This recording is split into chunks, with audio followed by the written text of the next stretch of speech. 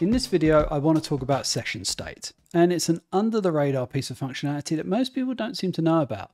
Now, everybody knows about player prefs, and some people know about editor prefs, the ability to store a preference for a user using Unity and your tools between sessions of Unity.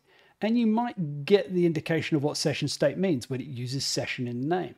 Basically, when Unity exits, editor prefs stay the same. When you boot up Unity, that preference will be the same the next time you boot it up. Session state, however, clears out when Unity exits. So you can think of this as a really useful piece of functionality for opt-out dialogues, like my last video, or maybe you're creating a tool that requires a designer to think about how they're going to use that tool for that session of Unity, but you want them to make that conscious decision every time Unity starts up.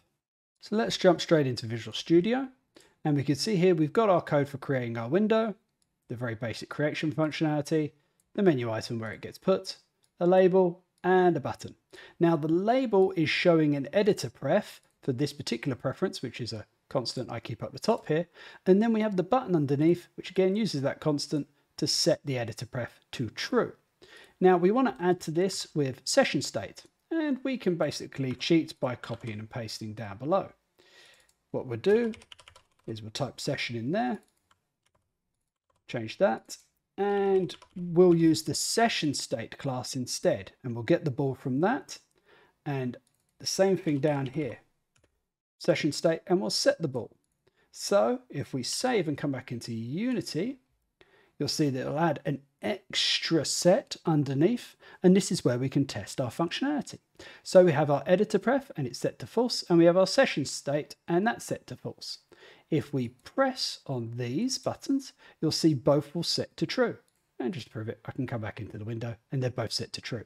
Now, if I close Unity and I open it back up, we can see now it's open that the editor pref has remained true, but the session state has gone to false. And that's basically what I was saying at the very beginning. Session state will record for only that session, whereas editor pref will record past multiple sessions. And that session state's for you.